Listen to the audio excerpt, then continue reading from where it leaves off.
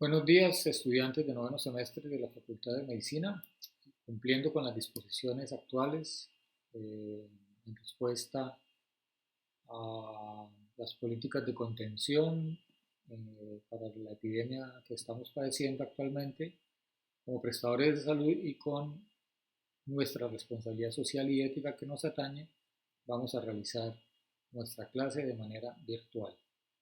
La clase de hoy es acerca de la patología que afecta a la glándula tiroides. Recordemos que la glándula tiroides es una de las principales que hacen parte del sistema endocrinológico nuestro y es la base de una gran cantidad de enfermedades muy comunes en la actualidad, pero principalmente nos vamos a enfocar en la patología quirúrgica de la glándula tiroides. Como todos sabemos, siempre iniciamos con una pequeña síntesis de la anatomía general del órgano. En el caso de la glándula tiroides sabemos que es una glándula que está situada en el cuello, que generalmente se encuentra por delante de la tráquea, generalmente por encima o por delante de los dos primeros cartílagos costales y siempre por debajo del cartílago tiroides. El cartílago tiroides sabemos todos que es aquella que llamamos comúnmente como la manzana de Adán. Entonces la glándula tiroides va a encontrarse unos centímetros por debajo de esta. Generalmente no es perceptible a simple vista y cuando la percibimos a simple vista o la palpamos con nuestro examen físico es porque hay alguna lesión que la está aumentando de tamaño. Esta glándula es una glándula bilobulada, es decir, que vamos a tener un lóbulo izquierdo y un lóbulo derecho y que están unidas generalmente por el istmo y en algunos pacientes, no en todos, se va a encontrar el lóbulo piramidal. Ese lóbulo piramidal es un remanente embriológico del conducto tirogloso que ha sido obliterado en el transcurso de la evolución habitual. Esta glándula está inervada por el nervio vago, ya que cercana a ella vamos a encontrar el nervio vago, y por unas ramificaciones del nervio vago que son el nervio laríngeo superior y el nervio laríngeo recurrente, que son muy importantes para eh, la técnica quirúrgica y para algunas complicaciones que se pueden presentar cuando operamos la glándula tiroides. Además de eso, tiene una relación íntima y estrecha con otras glándulas que son las glándulas paratiroides. Precisamente por eso reciben ese nombre, porque están muy juntas a la glándula tiroides. Esas glándulas paratiroides son las encargadas de producir la paratormona y que también pueden tener algunas patologías que no son el objetivo de esta presentación. Dentro de la anatomía vemos aquí un esquema. Este esquema está relacionándonos algunas variantes anatómicas que se pueden presentar con respecto a la disposición de los nervios laringeos, específicamente los nervios laringeos recurrentes. Como vemos en esta imagen, el laringio del lado derecho del paciente, en este caso, no es recurrente, no se hace recurrente porque no está dando esa recurrencia que hace generalmente por detrás del nacimiento de la arteria carótida. Y del lado izquierdo, esa recurrencia se hace habitualmente por detrás del callado ártico. Aquí vemos cómo ese nervio sale del vago, asciende paralelo a la carótida, pasa por el surco tráqueo-esofágico y entra a la laringe para inervar los músculos que producen la fonación. Aquí está otra variante anatómica y aquí tenemos otra variante anatómica. Eso es importante ya en cuanto a la técnica quirúrgica. Aquí vemos también en la fotografía de la anatomía cómo está dispuesta la glándula tiroides. El término tiroides viene del griego escudo, es decir, que la glándula tiene una forma de escudo y está unida en su centro por el istmo. Para su irrigación, la glándula tiroides es, como todos los tejidos glandulares, es una glándula muy bien irrigada, a pesar de tener un tamaño pequeño, la cantidad de riego sanguíneo por superficie eh, del órgano es muy superior a otros órganos. Es decir, que estas arterias, así sean pequeñas, tienden a tener un sangrado importante cuando no son ligadas adecuadamente durante las intervenciones quirúrgicas. Las arterias principales son la arteria tiroidea superior, que es la primera rama de la carótida externa a nivel del cuello, y la arteria tiroidea inferior, que es una rama del tronco tiro cervical en el cuello. El drenaje venoso, pues siempre, como sabemos, van vena, arteria y nervio, y el drenaje venoso siempre va acompañando la misma disposición que tienen las arterias. Hay una vena tiroidea superior, hay una vena tiroidea inferior, y en algunos pacientes, no en todos, podemos encontrar una vena tiroidea media, que es importante identificarla y ligarla cuando hacemos el tratamiento quirúrgico. Y dentro del sistema linfático, que es también súper importante porque las lesiones tiroideas neoplásicas van a tener una gran relevancia en cuanto al drenaje linfático, ya que la mayoría de los tumores tiroideos presentan, cuando se diagnostican, lesiones metastásicas específicamente a los ganglios tiroideos, a los ganglios linfáticos del cuello, perdón. En este diagrama encontramos un esquema anatómico y vemos los grupos ganglionares de drenaje linfático principales que encontramos en el cuello. Generalmente los tumores de la glándula tiroides van a tener un drenaje principal en los ganglios del grupo 3, en algunas ocasiones del grupo 5A y del grupo 5B.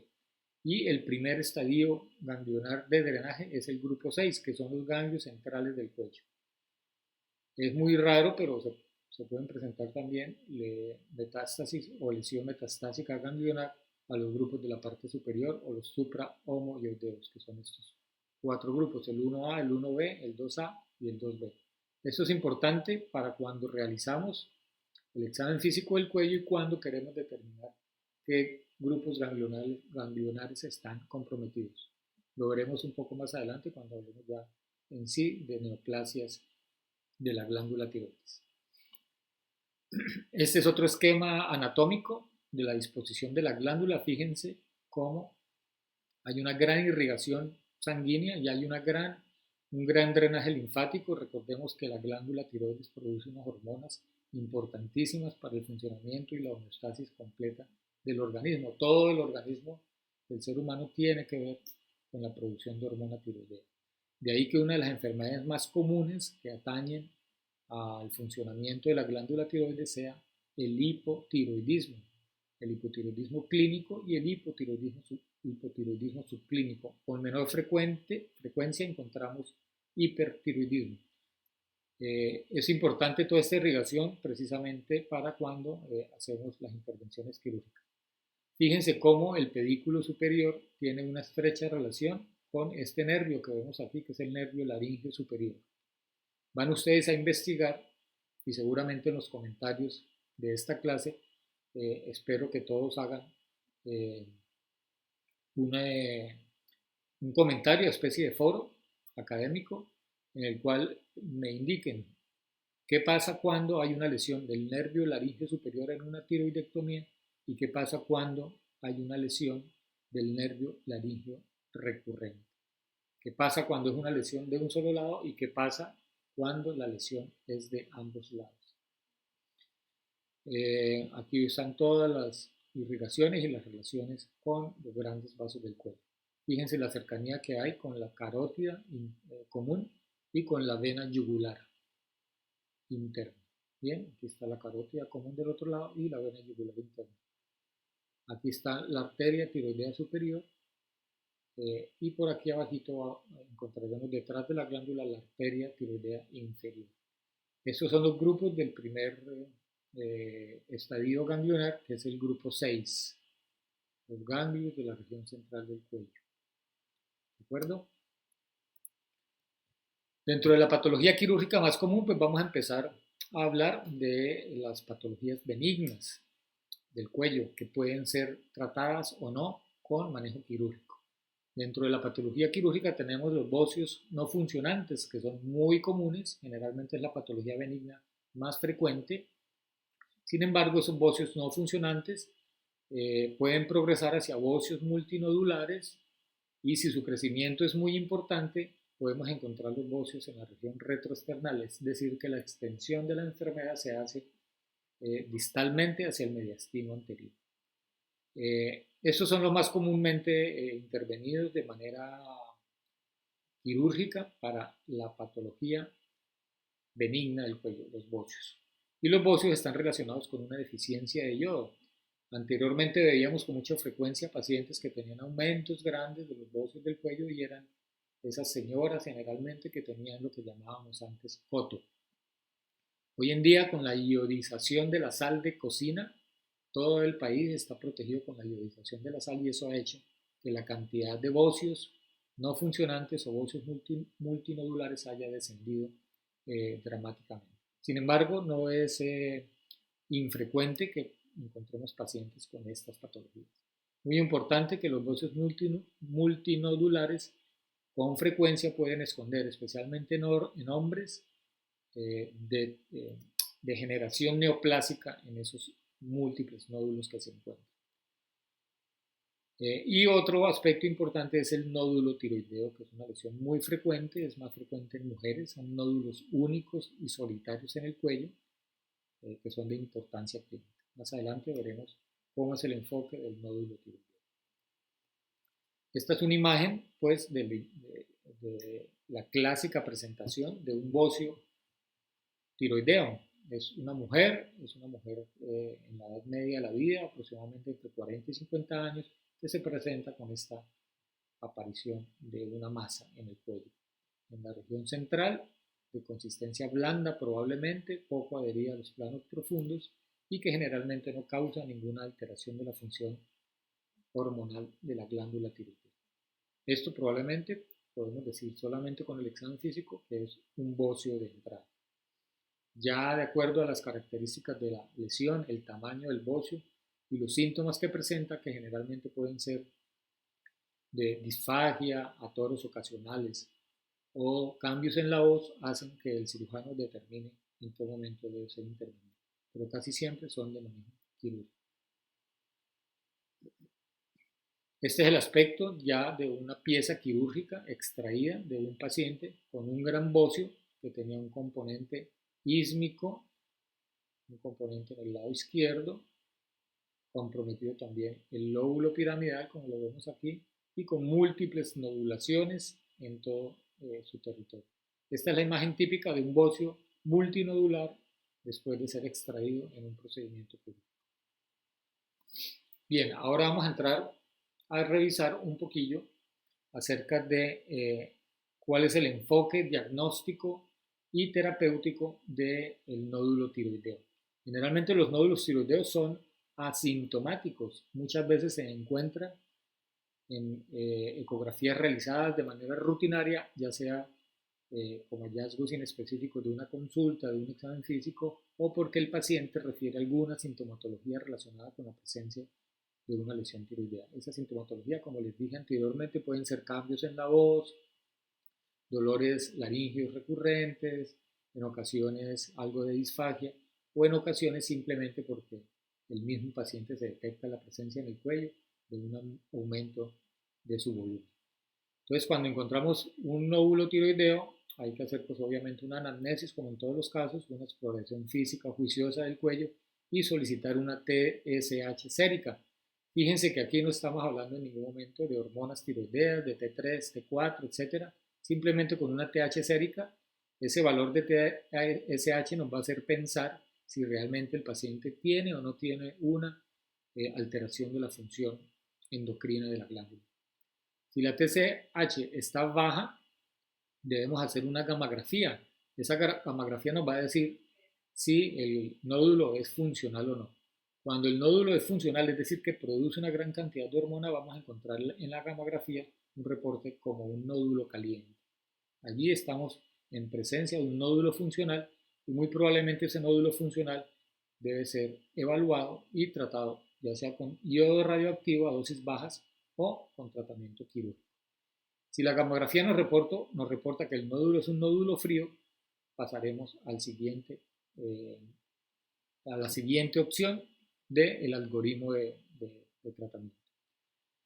Entonces pasamos nuevamente aquí a ecografía. Si el nódulo es frío, hay que hacer una ecografía cervical. Afortunadamente, la mayoría de los nódulos tiroideos tienen una función endocrina normal, es decir, que vamos a encontrar una TSH que está normal o que está levemente elevada. Cuando la TSH está normal, ese paciente pues no va a ir a gamografía, sino que directamente vamos a hacer una ecografía de la tiroides. Esa ecografía nos va a dar unos valores, más adelante veremos una tabla acerca de esos hallazgos ecográficos, pero nos va a dar definitivamente estas cuatro opciones. Si hay una sospecha alta o intermedia de lesión neoplásica, si hay una sospecha baja de lesión neoplásica o si hay una sospecha muy baja de lesión neoplásica. En todos esos tres escenarios, no importa el tamaño del nódulo, fíjense que hay que hacer una biopsia por aspiración de esa lesión. Esa biopsia de aspiración consiste en tomar con una aguja, guiados por ecografía, una muestra de ese pequeño nódulo y llevarlo a una citología. Si la lesión ecográfica es completamente benigna o no se encuentra ninguna nodulación, pues no hay que hacer absolutamente nada y el paciente debe seguir en un seguimiento periódico. Después de tener la citología, esa citología nos va a dar varios resultados. Esos resultados pueden ser los siguientes, de acuerdo a la clasificación de Bethesda, que es la clasificación citológica del hallazgo citológico, y nos va a dar estas opciones. Cuando no es diagnóstica, pues habrá que repetirla. Cuando es una lesión 100% benigna, debemos hacer un seguimiento como en este caso. Si hay una lesión folicular sospechosa, pues se debe repetir si es de consideración del cirujano o inmediatamente llevar al paciente a una cirugía. Si hay una lesión folicular completamente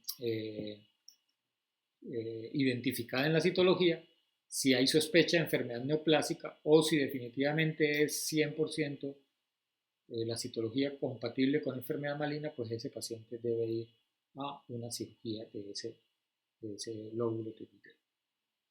¿Está claro entonces hasta aquí? En los comentarios pueden hacer también las preguntas que ustedes consideren necesarias de acuerdo a lo que no hayan entendido o que no haya quedado claro en la presentación. Entonces, en el nódulo tiroideo tenemos varios aspectos.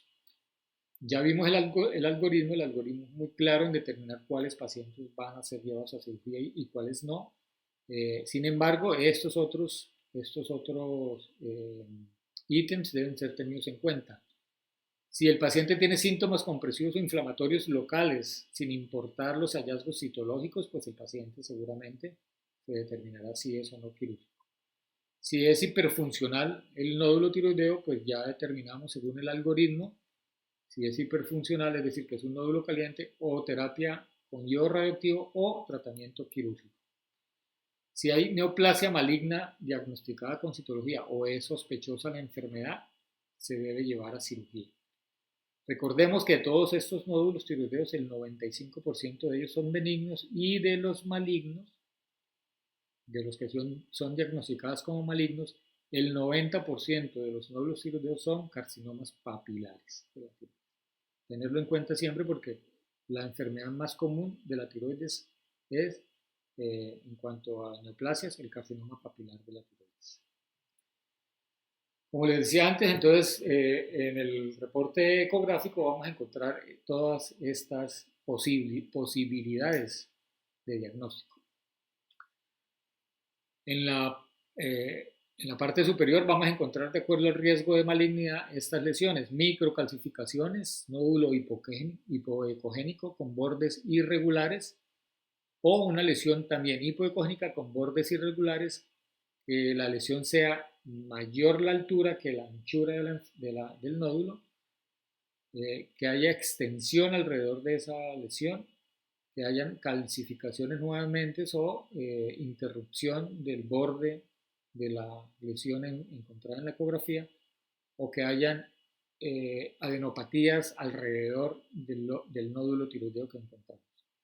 Todos estos hallazgos ecográficos son de alta sospecha de malignidad en un 70 o un 90%. De sospecha intermedia, cuando los bordes son hipoecoicos, cuando es sólido y es regular. O cuando el borde es hipoecoico, sólido y regular. ¿Sí? Fíjense la diferencia que hay entre esta y estas otras lesiones que hay aquí abajo, o esta que es completamente benigna. Entonces, de arriba hacia abajo, arriba están las más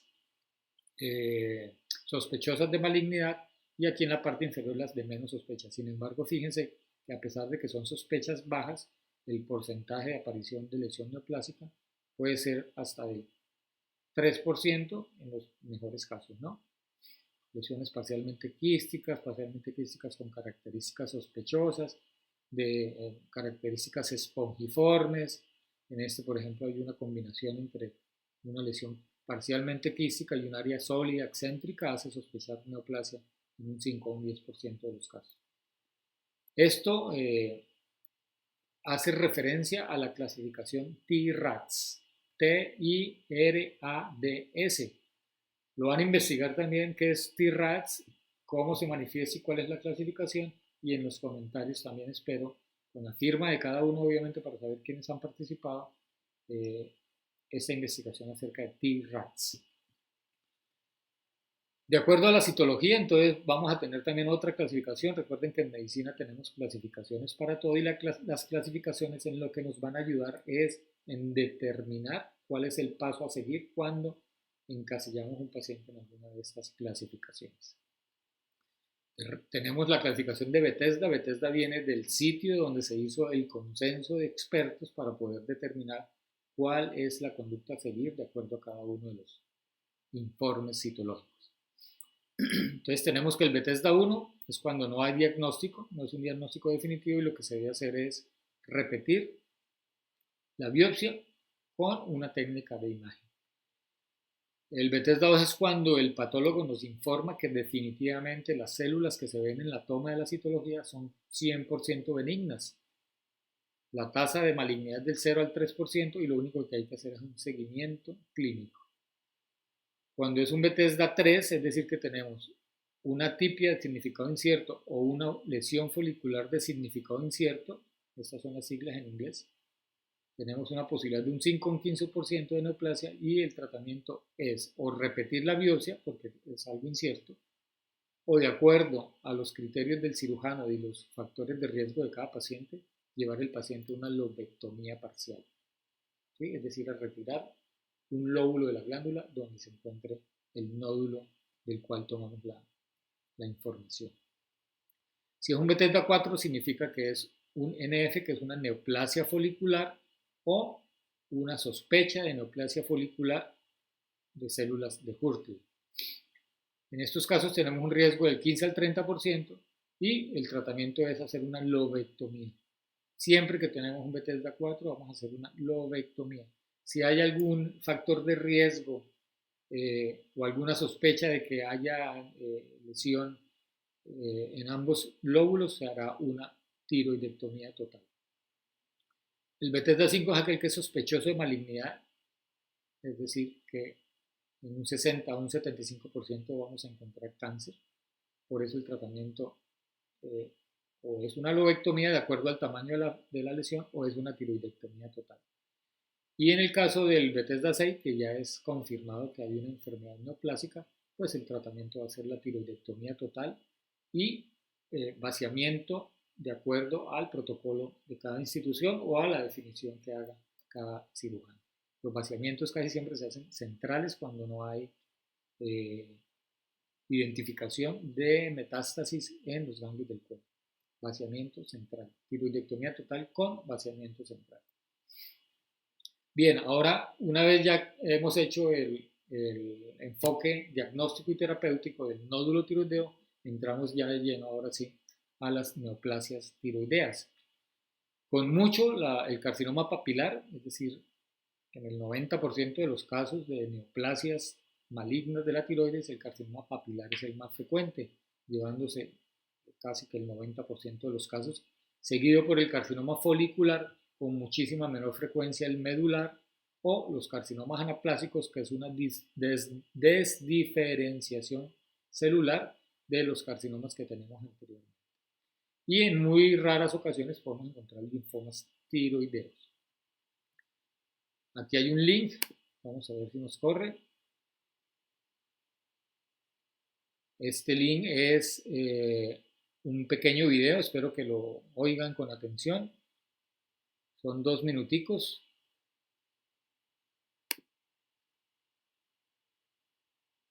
Hablemos del cáncer de tiroides. El cáncer de tiroides en los últimos años ha incrementado drásticamente su incidencia en mujeres en el mundo, y Colombia no es la excepción. En el año 2018 hubo más de 4.000 casos nuevos. Este tipo de cáncer es el tercero con mayor incidencia después del cáncer de mama y el colorectal. Sin embargo, las mujeres afectadas por el cáncer de tiroides tienen esperanza si reciben diagnóstico y tratamiento en la fase temprana de la enfermedad. De manera que cada una debe saber reconocer los síntomas y las señales que nos da el cuerpo para atacar el problema a tiempo. Ubiquemos nuestra tiroides. Ella se encuentra en la parte inferior del cuello en torno a la manzana de Adán.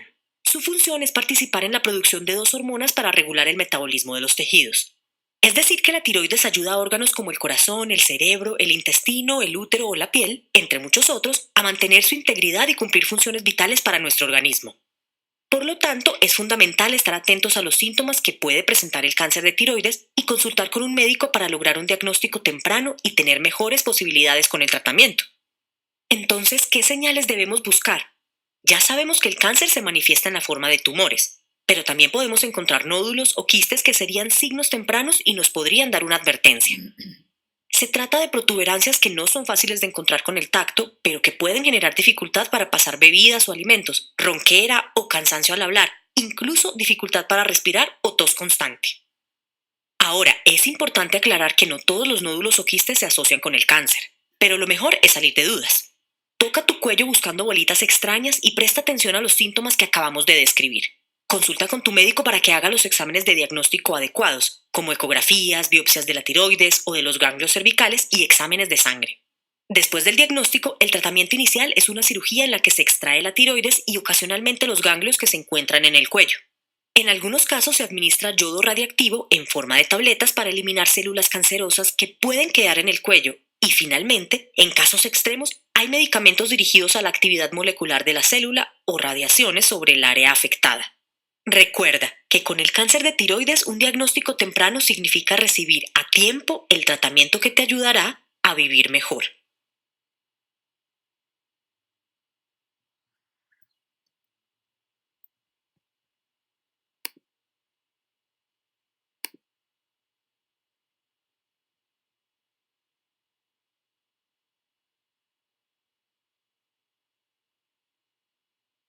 Bien, vamos a continuar entonces con la presentación.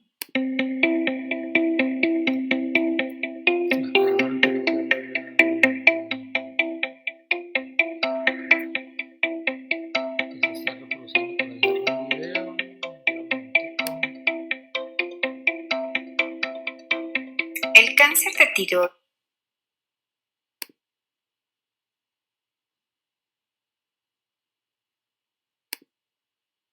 Listo, vamos a continuar.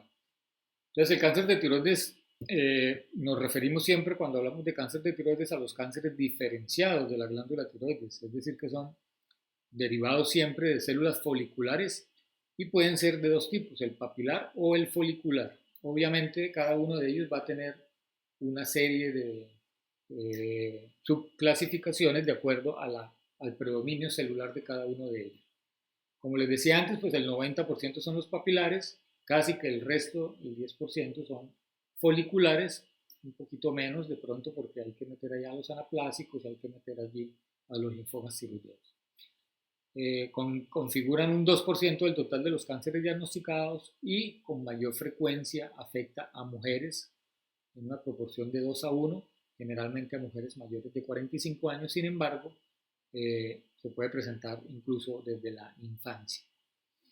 Constituyen el 95% de los cánceres de todo nuestro sistema endocrino, es decir, si cogemos los tumores de las glándulas salivares, de la parótida, de la hipófisis, de todo nuestro sistema endocrino, el tiroides es responsable del 95% de todos los cánceres de nuestro sistema endocrino. Dentro de los factores de riesgo pues, se encuentra la historia familiar de cáncer de tiroides en parientes de primer grado de consanguinidad, el hecho de haber tenido anteriormente patología benigna de tiroides o haber tenido una historia de exposición a radiación ionizante. Por ejemplo, aquellas personas que trabajan permanentemente con sistemas radioactivos, mamografía, radiografía, rayos X, plantas nucleares que han sido expuestos a accidentes nucleares como el accidente de Chernobyl u otros que se han presentado en el mundo. Son pacientes que con seguridad van a presentar cáncer de tiroides. Y ser mujer, pues es un factor de riesgo también importante. Esta es una tabla que nos muestra las indicaciones para realizar técnicas intervencionistas para el diagnóstico de el cáncer de tiroides. Ahí vemos que está la biopsia por aspiración con aguja fina, las biopsias abiertas, la resección de los nódulos o ganglios, las lobectomías, ¿sí? La tiroidectomía casi total, la tiroidectomía total, la disección ganglionar, las esternotomías medianas cuando tenemos que acceder al mediastino o las disecciones ganglionales centrales. Estas son todas las técnicas quirúrgicas. Esta imagen está tomada del libro de Savinson. Ustedes deben revisar seguramente el capítulo de tiroides de Savinson o de Schwartz, el que tengan ustedes en sus medios audiovisuales para revisar el tema. Aquí están las complicaciones de cada una de esas intervenciones y aquí están las indicaciones.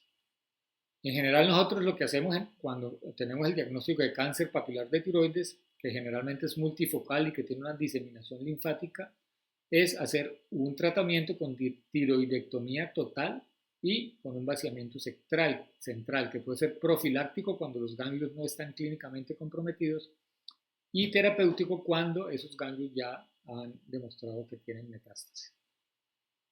Fíjense entonces siempre que cuando hay diagnóstico de carcinoma papilar el tratamiento es la tiroidectomía total con vaciamiento central del cuello. En algunas otras instituciones el vaciamiento central únicamente lo hacen cuando se trata de un tratamiento terapéutico de la enfermedad, es decir, cuando ya hay lesión de los ganglios del nivel 6 del cuello. Nosotros, como trabajamos con el doctor Andrei Moreno, quien es un cirujano de cabeza y cuello del Instituto Nacional de Cancerología, por escuela, en la escuela en la que él se formó, se realiza siempre tiroidectomía total con vaciamiento central. Es poco frecuente que haya metástasis a distancia y los órganos más comprometidos generalmente son el pulmón y el hueso. Sin embargo, no se descarta lesión metastásica a hígado o a otros órganos como las suprarrenales, como el cerebro, etc. Cuando hay un carcinoma papilar y hay compromiso ganglionar que no sea del compartimiento central, es decir, los ganglios laterales del cuello, pues se va a hacer un tratamiento de vaciamiento del cuello selectivo de acuerdo a los ganglios que estén comprometidos. El carcinoma folicular, de acuerdo a algunos estudios, hace parte, conforma el 5 al 10% de las neoplasias del cuello y en este caso la diferencia que tiene en cuanto a la diseminación es que el carcinoma folicular tiene una diseminación hematológica, es decir, que no hace metástasis a los ganglios, sino que directamente hace metástasis a través de vía hemática a otros órganos, específicamente al pulmón, ¿sí? Generalmente a pulmón. Y el tratamiento es la tiroidectomía, ya sea total o la tiroidectomía parcial, es decir, una lobectomía de acuerdo al sitio donde esté la enfermedad. El vaciamiento ganglionar únicamente se hace terapéutico cuando hay compromiso de los ganglios cervicales. Entonces, en resumen, el tratamiento de las neoplasias tiroideas implican cirugía, que es el pilar del tratamiento de estas lesiones, iodoterapia. La iodoterapia se definirá de acuerdo a las características histológicas definitivas de la pieza quirúrgica, de acuerdo a los riesgos de cada persona, de acuerdo al tamaño tumoral, a la invasión capsular y si hay o no hay compromiso de ganglios linfáticos en el cuello. Todo eso determina si un paciente debe ir a iodoterapia o no. Y siempre, después de la cirugía, después de la iodoterapia, si no se da iodoterapia después de la cirugía, los pacientes van a requerir hormonoterapia. Esa hormonoterapia lo que busca es la supresión total de la TSH. Eso se logra con la administración de hormona tiroidea por vía oral y de por vida, ¿sí? A pesar de ser una enfermedad, digamos, de un curso benigno y con una supervivencia bastante importante, la recurrencia de la enfermedad puede llegar a ser del 30%. especialmente en mujeres en edad joven. Esos factores de riesgo que veíamos ya anteriormente pues implican mujeres menores de 15 o mayores de 45 años. La enfermedad en hombres tiene un pronóstico un poquito menos favorable que en mujeres, que haya una historia familiar de la enfermedad, que el tumor tenga más de 4 centímetros, que tenga multicentricidad o que haya invasión capsular o vascular alrededor de la glándula tiroidea.